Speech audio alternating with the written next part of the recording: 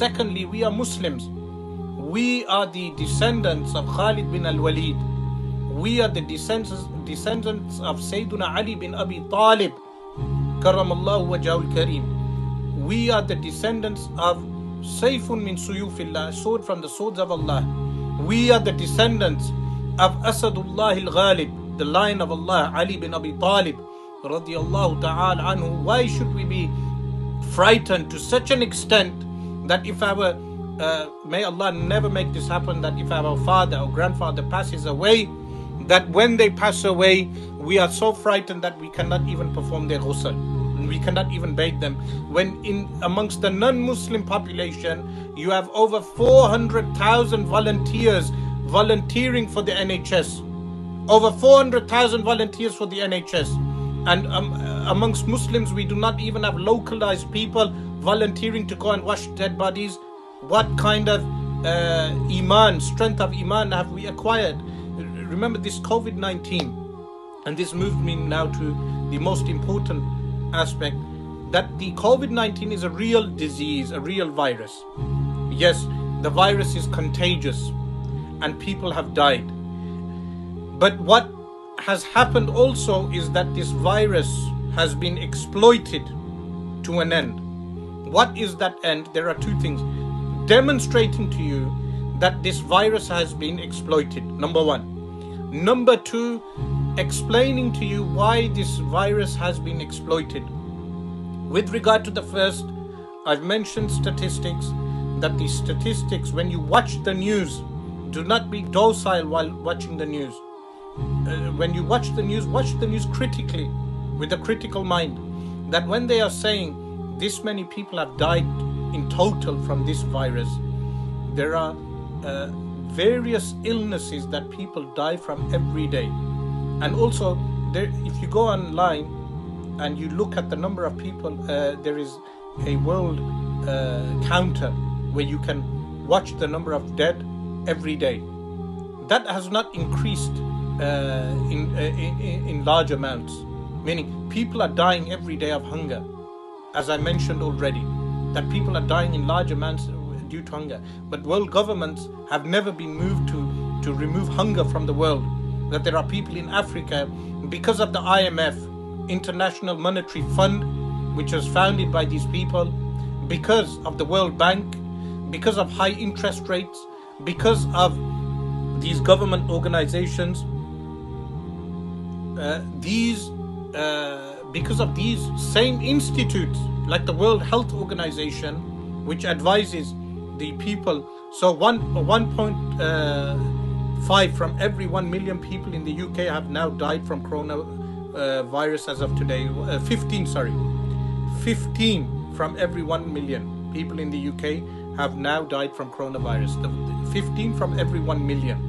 15 people. But there are, of course, other diseases and accidents and numerous things that occur every day. But with regard to hunger, that these institutions, these organizations that founded the World Bank and the IMF, International Monetary Fund, likewise the roundtable groups, all these organizations are responsible for hunger in the world today. The lack of distribution of wealth, the lack of distribution of food. Yet this much action has never been taken by these governments in order to remove hunger from the world, as they have done with regard to COVID-19. You have the then coronavirus, meaning people dying of hunger. So Muslims in UK and everywhere else should not, yes, they should be precautious, and I've stated this elsewhere, that take precaution. But you should not be frightened. There is a great difference between being precautious and being frightened. There is too much fright out there. Too many people are frightened. I've mentioned the correct statistics, and you can go and check this for yourselves. There is more chance of you stepping out the house and dying with a heart attack or a car accident than dying from COVID-19. So the government website itself states that the COVID-19 is no longer considered a highly infectious disease.